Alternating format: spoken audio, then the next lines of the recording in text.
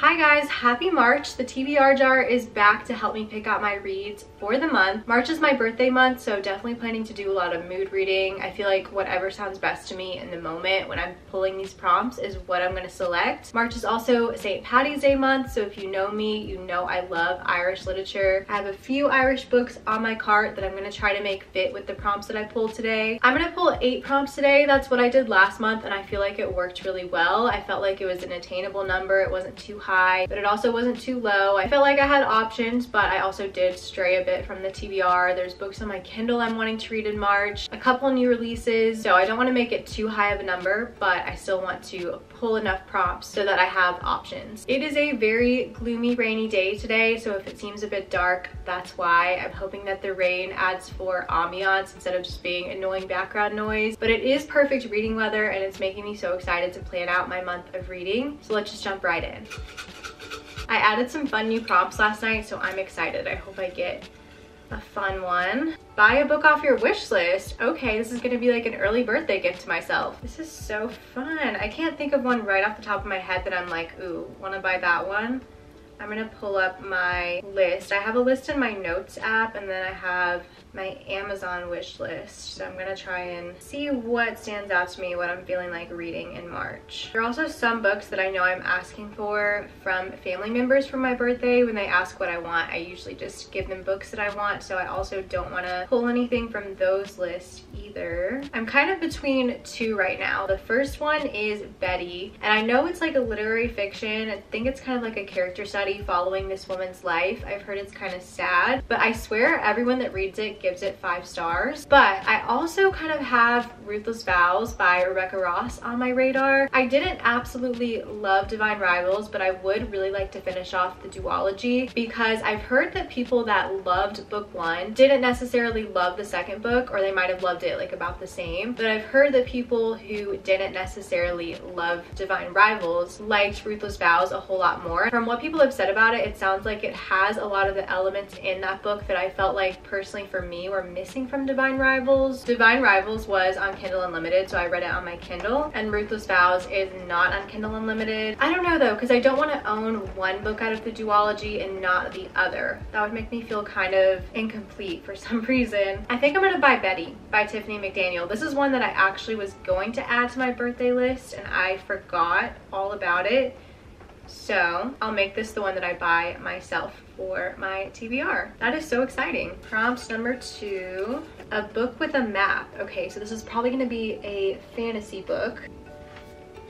Right off the bat, I'm gravitating towards Ninth House because I remember opening it, wanting to read it last fall, winter, around like the time I associate with dark academia, which this book is dark academia. And I remember it said that it takes place, I think, in March. I think I opened one of the chapters and the header was March. So that kind of intrigued me. And I'm sure being a fantasy book, this has a map in it. Yep, it sure does. Has a map of Yale in it.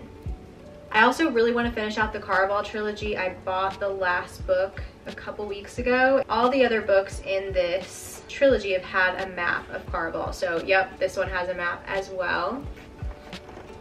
So I'm between Finale and Ninth House. I swear when I picked up Ninth House last year, I remember seeing somewhere that made me think it took place in March, but now I'm not seeing that at all. It just says winter. I honestly don't know if I'm really feeling a dark academia too, so it's kind of swaying my decision towards Finale. After reading the back of Ninth House, I think I am feeling Finale more, and I really want to finish out this trilogy so that I can jump into the Once Upon a Broken Heart trilogy, so I'm going to go with Finale by Stephanie Garber for my second book on my TBR. Prompt number 3 is a 5-star prediction. I know exactly what I'm gonna pick, and that is Daisy Hates The Great Undoing. This is book 4 in the Magnolia Parks universe. I finished book 3 last month and was obsessed. I gave that book 5 stars. I feel like this book is gonna be 6 stars. I just am so excited to see a lot of the scenes that happened in book 3 from the characters that this book follows. See the other side to things, that I know there's more to the story. I can't wait. I've heard the best things about this book in particular. I feel like this is kind of one of the fan favorites of the series. series, and I'm excited to see more from Julian's perspective as well. I just cannot wait. I'm gonna devour this one. I might even make this be the book that I read on my birthday. I always like to read a book that I'm just obsessed with around my birthday, and we're already halfway through pulling prompts. A book that's been on your TBR for over a year. Shatter Me has been on my TBR for over a year, but I'm not wanting to get into any more series until I finish some of the ones that I'm already in the middle of. I could do Ninth House for this one. I don't know, I was considering it before. Beartown by Frederick Bachman I could do. This one has been on both of my TBRs so far for this year, and I still have not read it, and I feel like March is gonna be the last month that I'm wanting to read it, since it does take place in the winter and it's about hockey.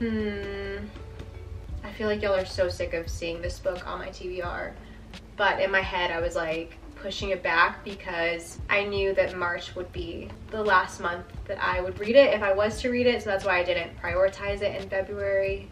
So I'm kind of between Ninth House again and Beartown. Let's see if there's anything else. I could do Beautiful World, Where Are You? And that would be an Irish book. But again, I always talk about how it makes me so sad because this is the last Sally Rooney book that I have to read, and I'm so sad to finish off her backlist. I really don't think I'm feeling Dark Academia right now, so I'm gonna put Ninth House back. So I'm between Beartown and Beautiful World, Where Are You? The very first sentence of Beartown is late one evening toward the end of March. So it sounds like it takes place in March. I'm so torn between these two. Oh my god, why can I literally not decide? I'm acting like this is such a life-altering decision.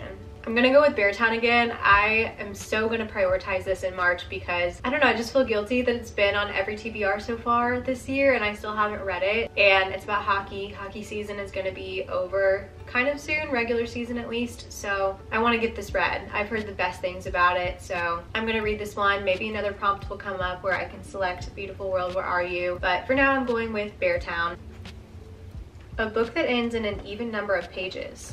An Irish book that was on my radar for March is The Rachel Incident by Caroline O'Donoghue. So let's see how many pages this one has. 289. So that's not an even number. Let me make sure that was the last page and not like the acknowledgements. But I guess that would still count as number of pages. Yeah, 289 is the final page before the acknowledgement. So can't do that one.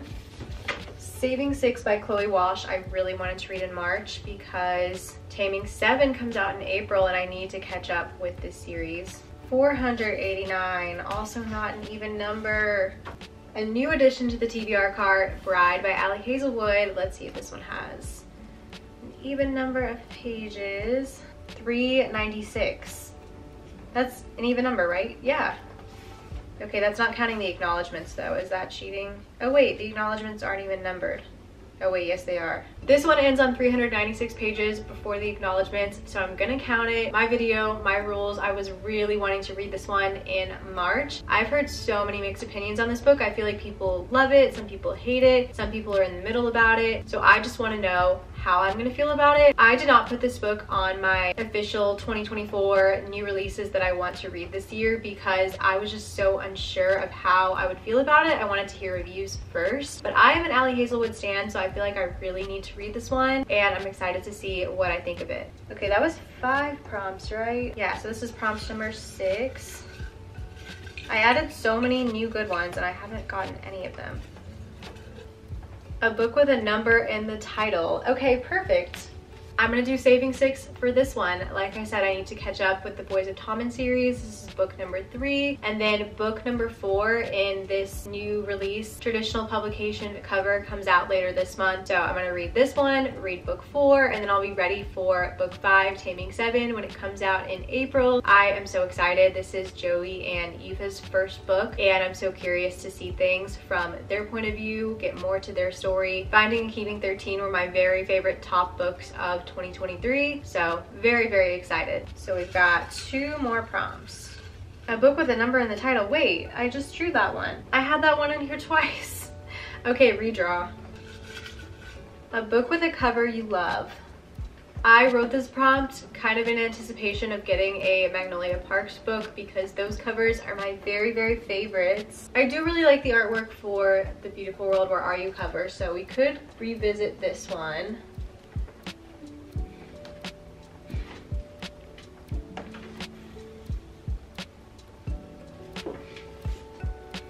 I really love the cover for Practice Makes Perfect. I was kind of saving this one more for springtime, but I guess spring does technically start at the end of March. So maybe if I'm feeling the spring vibes, we could go for this one.